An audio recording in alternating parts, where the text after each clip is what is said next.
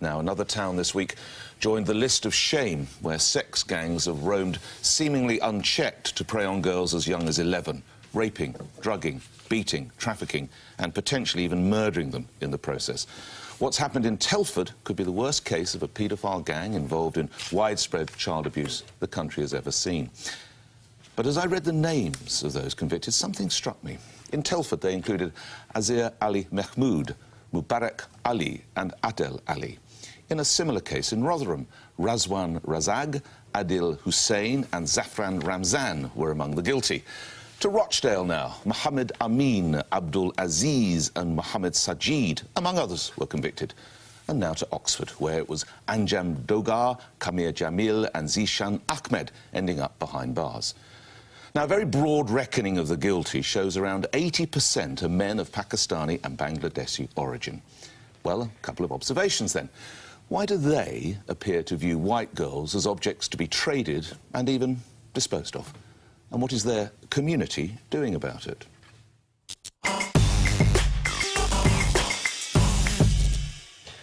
Nick, this is a tragedy that's been going on up and down the country, and unfortunately, the police and local councils have been complicit in covering up this scandal. Well said. Yeah. Time and time again, they have found that British, Pakistani and Bangladeshi South Asian Muslim men like me have been involved in grooming underage white girls and targeting them in what I would describe as racially motivated sexual assault.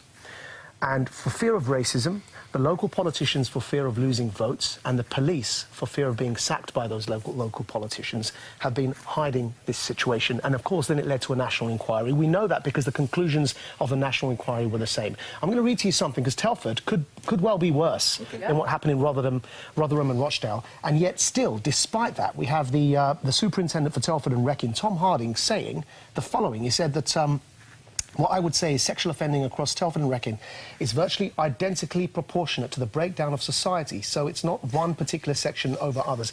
Forgive the language, the French, but this is total BS, because he's confusing two types of sexual offences. We as Quilliam looked into this, and I'm going to come to the stats in a second. I know you've done a lot of, and you've done a lot of broadcasting. You're a real pillar in this area, I have to say. Salute what you've done. Thank you. Type 1 is the grooming of underage white girls, or any girl generally is type 1 as a category, the grooming of underage girls by gangs of men.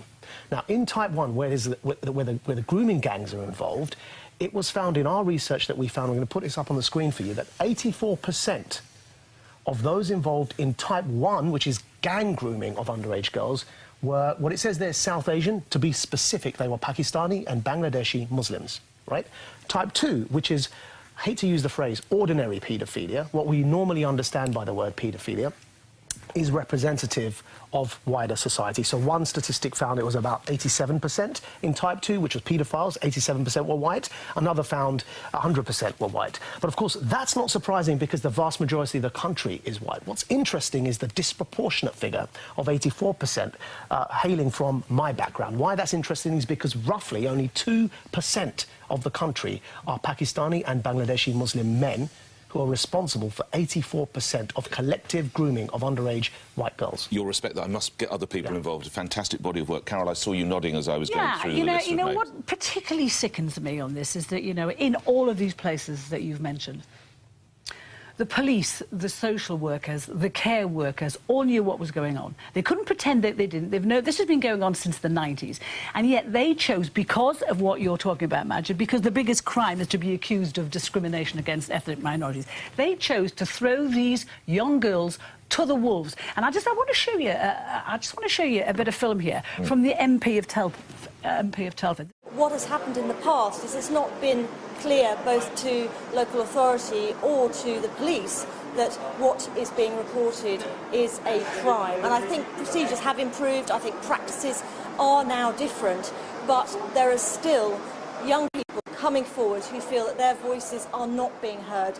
You see, that to me is absolute nonsense, because these girls have gone and made their voices heard for decades and no one was listening. That is a really disingenuous comment, because these girls had no way. It's not just a case of somebody grooming someone online. Some of these girls, as young as 11, were dragged into filthy, dirty houses and gang raped by men. They were perfectly aware that was a crime. And compare and contrast with another Labour MP in Rochdale or Rotherham who made the point and was promptly sacked from the front bench for talking in the sort of terms that Maajid has. We must get others involved. But just let's say over Telford, 2 of the whistleblowers who tried to protect these girls were fired. All right. So Lucy Allen, the MP we just heard from, she has called for a public inquiry, and it seems that there will now be one. And it's important to say she has been calling for an inquiry since 2016. So but there has been one. Before we were all talking about this, she was talking about the true scale of the abuse in Telford. But there's been let's just hear from Afua. Yeah, on you go. So I think anybody with any decency is absolutely appalled and horrified by these, and anybody who cares about children being safe has to speak out about this and say something is going wrong where we see these patterns replicated up and down the country. And I agree with everything that Maajid has said. I think my concern in the way we talk about this, and I've done a lot of work on this as a reporter, as social affairs editor before, is that there are 2 narratives that are both equally dangerous, right? We hear that the reason that the police and councils failed these vulnerable girls is because they were afraid of being accused of racism. Whether that's true or not, that is no excuse. There is no excuse for public servants not doing their basic job of protecting vulnerable children. The other narrative I've now heard from people who work in child protection is that police and local authorities now have this idea in their head that people who abuse children are Asian men of Muslim backgrounds, and that is obscuring the reality of other children who are being abused. Now, that's equally dangerous, because if you care about children being safe, you want all children to be safe. You don't want prejudice in local authority and police keep putting children at unnecessary risk. The thing I would say about Maajid, your figures, you know, which I remember at the time, and it was really important work. When we talk about this being an Asian problem, a Muslim problem. 100%, according to the NCA, of paedophiles, so not people who exploit vulnerability, but people who are just sexually attracted to children, are white. That's type 2. Okay. Yeah, we don't talk about that as a white problem, and we also don't say that the white community needs to work out what is going wrong here and why there is paedophilia in its ranks, which there clearly is. No. I don't think we are talking about type 2 paedophilia, which is white men who are attracted to children. What we are talking about is Asian grooming. I understand that, but I am raising type 2. We need very briefly to say this is a class problem, this is a cultural problem, and this is also a language problem. Religion as well, by the way. Also religion, because firstly on language, these are paedophiles who are raping children. Okay, let's just accept that. And these are not women, these are not girls in relationships with their abusers. And this some is of rape. The language around child prostitution they is mustn't very damaging, because there's no such thing as child prostitution. They mustn't call the girl victims prostitutes. They are victims of rape. They are and children. They were dismissed in this case. Culturally, we have to understand why this goes on in this country. But finally, we haven't talked about class, and the reason why the authorities turned a blind eye and threw these girls under a bus or to the wolves was because they were, as it were, in an underclass. They thought these girls are out of education, they've been failed by social services.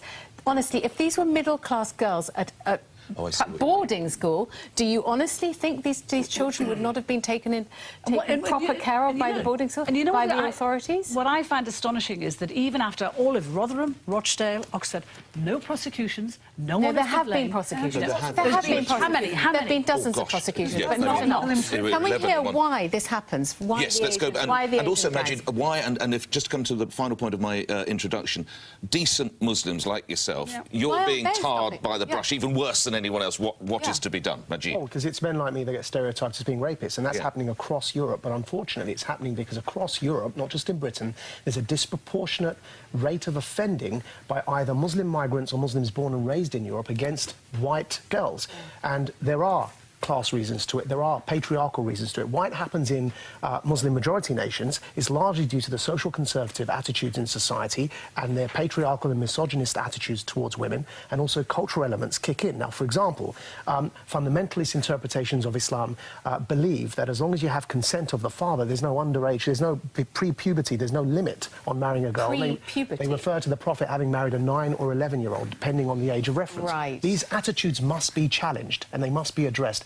Finally, to Afua's point, yes, either 87% or 100% of paedophiles in type 2, which is those who prey on young, vulnerable children, are white, either 87% or 100%. But that's reflective of society, so it's a problem. 100% of society isn't white, Maajid. Yeah, but that's why I'm saying it's between that number, because we have two conflicting figures. The problem needs to be addressed, but what it certainly isn't is 2% of the society committing 84% of the crime. That has to be addressed as a category on its own. Now, the police haven't been doing enough, nor have the politicians yet. This week alone, we find a journalist being stopped by counter-terrorism police at our borders under Section 7 of the Terrorism Act 2000, being deprived of the right of silence because she was distributing leaflets that were offensive to Muslims that said Allah is gay. That's not a racist leaflet. Yet we've got this going on in Telford, and I was ashamed at the lack of response and the drag, even in organisations such as the BBC, in reporting this. Yes, I was ashamed. 48 hours it took them. We have to move on, but I'm sure this will come up again because it's such a terrible problem.